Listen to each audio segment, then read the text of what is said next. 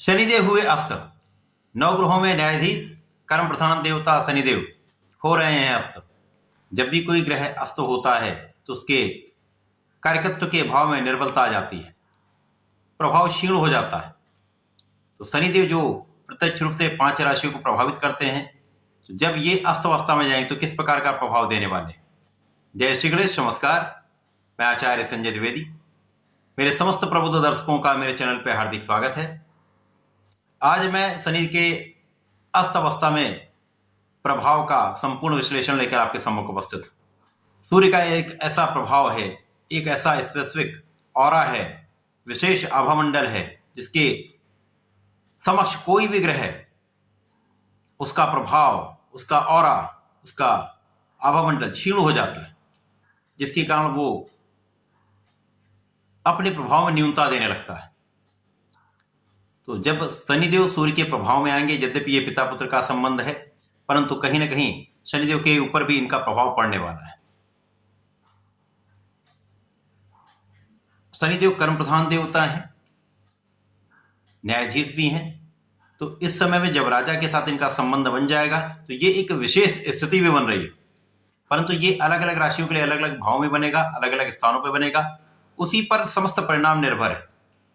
आज मैं मिथुन राशि के लिए शनिदेव के अस्त अवस्था में आने पर किस प्रकार का प्रभाव प्राप्त होने वाला है, किस प्रकार के योग बन रहे हैं, कहां पर कौन सा भाव निर्बल हो रहा है, कहां कितना लाभ ले पा रहे हैं, समस्या क्या है, उसका क्या निराकरण हो सकता है, संपूर्ण विश्लेषण मैं पूर्ण तरीके के साथ करने जा रहा हूं। प्रिय दर्शकों, ये राशिफल आपके चंद्र राशि पर आधारित है। मिथुन राशि बुध की राशि है, जहां पर बुध का संबंध शनि के साथ भी मित्रवत है, सूर्य के साथ भी मित्रवत है। तो ये अत्यंत विशेष है। मिथुन राशि के लिए शनिदेव अष्टम भाव के स्वामी तथा नवम भाव अर्थात भाग्य भाव के स्वामी। अष्टमेश भाग्येश का गोचर भाग्य भाव में चला, यहां पर 7 फरवरी को ये शनिदेव का प्रभाव जो भाग्येश है वो अस्त अवस्था में चले जाएंगे। निश्चित रूप से ये एक विशेष स्थिति है। अब शनिदेव 2 भाव के स्वामी है, भाग्य के भी स्वामी है, अष्टम के भी स्वामी है। अष्टम भाव आकस्मिकता का भाव है, मृत्यु का भाव है, क्षय का भाव है, त्रिक भाव है। भाग्य का भाव तो अत्यंत प्रबल भाव है। तो इन दोनों भावों पर शनि के अस्त अवस्था का निश्चित रूप से कुछ प्रभाव मिलने वाला है। यहां पर अस्त अवस्था का ये अर्थ बिल्कुल भी नहीं है कि ग्रह जब अस्त हो जाएगा तो वो अपना कार्य करना बंद कर देगा, अपने कर्तव्यों का निर्वहन बंद कर देगा। यहां पर कुछ निर्बलता आती जो सूर्य के प्रभाव के कारण होता है। यदि ये एक अच्छे भाव में है, अच्छी स्थिति में है, तो ये कहीं पर किसी प्रकार का कोई नकारात्मक प्रभाव नहीं मिलता है। अब शनिदेव के साथ सूर्य का प्रभाव भाग्य भाव में मिलेगा तो निश्चित रूप से भाग्य का साथ तो आपको मिलने ही वाला है, भाग्य आपका साथ देगा। यद्यपि यहां पर सूर्य का प्रभाव शनि के साथ कुछ निर्बल होता, परंतु यहां पर सूर्य पराक्रमेश होकर यहां पर गोचर करें तो पराक्रमेश भाग्येश का संबंध बनेगा।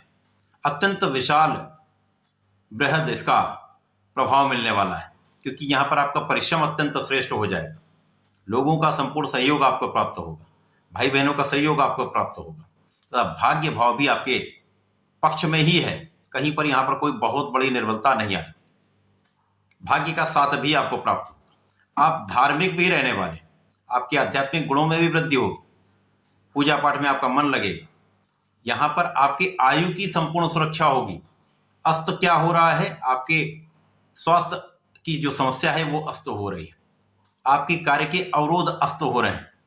आकस्मिकता में जो कहीं ना कहीं आपको समस्या आ रही थी, आकस्मिक कोई धन की हानि, ये अस्त हो जाएगा। तो यहां पर एक लाभ की स्थिति बन रही। हाँ, यहां पर निश्चित रूप से कुछ पीठ पीछे आपके शत्रु बन सकते हैं, आलोचना करने वाले निश्चित रूप से बढ़ने वाले हैं, मौसम के कुछ रोगों की संभावना हो सकती है। तो यहां पर बहुत कोई कष्टकारी स्थिति नहीं बन रही।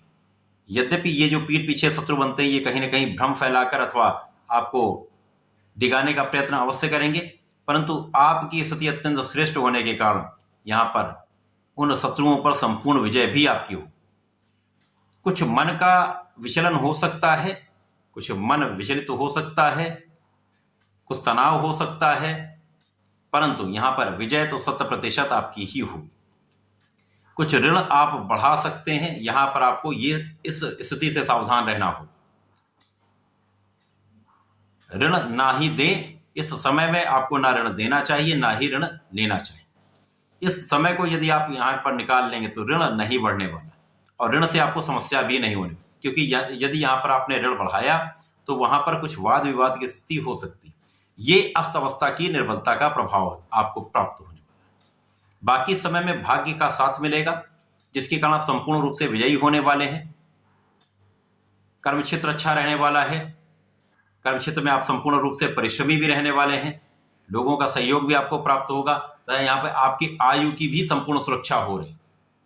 इसी प्रकार से लाभ भाव पर शनि का प्रभाव जो पड़ रहा है, तो लाभ भाव की स्थिति भी अत्यंत श्रेष्ठ है। यहाँ पर गुरुदेव की स्थिति बन रही है, गुरुदेव वहां पर गोचर कर रहे हैं और सूर्य के मित्र हैं मंगल, जिनकी राशि में गुरुदेव है। तो यहाँ पर लाभ भी आपका बढ़ेगा। लाभ में कहीं कोई बड़ी निर्बलता का योग किसी प्रकार से प्राप्त नहीं हो।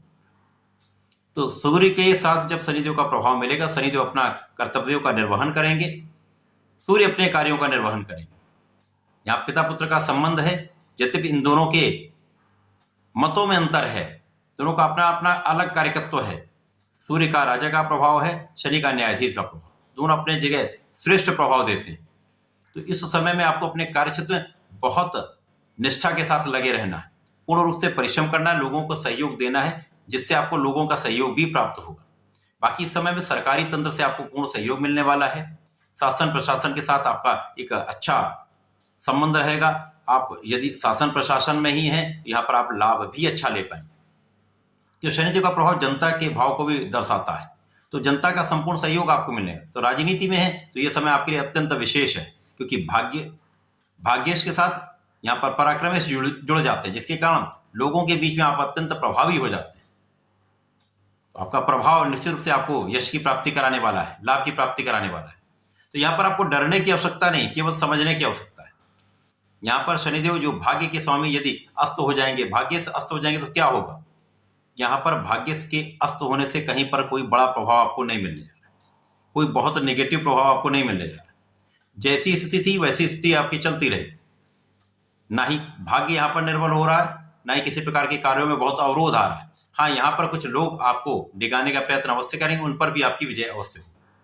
तो समय का आपको लाभ लेना चाहिए, कुछ चीजों से बचाव करेंगे, वाद विवाद में नहीं पड़ेंगे, ऋण लेने से बचेंगे, अपने जीवन शैली में कुछ परिवर्तन करके खाने पीने पर नियंत्रण रखेंगे। तो इस समय कहीं पर कोई बड़ी समस्या नहीं आने वाली। निश्चित रूप से ये समय अच्छा है आपके लिए, आपके जीवन को आगे बढ़ाने वाला है। कर्म क्षेत्र में प्रगति का है। यहाँ तो आपका कंसंट्रेशन बहुत अच्छा हो जाएगा, आपका आत्मबल बहुत अच्छा रहने वाला है, लोगों का सहयोग मिलेगा, पिता का सहयोग संपूर्ण रूप से प्राप्त होगा। तो ये समय अत्यंत विशेष है। शासन सत्ता के पूर्ण प्रभाव में आप रहने वाले, तो कहीं पर किसी प्रकार की निर्बलता नहीं मिलने वाली। इस समय में आपको नियमित रूप से भगवान श्री गणपति की शरण में रहना चाहिए। ओम गंग गणपतये नमः का जप नित्य कम से कम 1 माला का करें। प्रत्येक सोमवार को भगवान भोलेनाथ पर जलार्चन करें, लाल पुष्प का अर्पण करें, लाल चंदन का अर्पण कर दें। तो इस समय विशेष लाभ आपको प्राप्त होने वाले। ओम नमः शिवाय का जाप करते हुए करेंगे तो विशेष रूप से आपकी स्थिति अत्यंत प्रबल हो जाएगी। तो कहीं पर जो समस्याएं आ रही उनका भी निराकरण हो जाएगा। तो विशेष योग है, इस विशेष योग का लाभ लें। धन्यवाद, नमस्कार।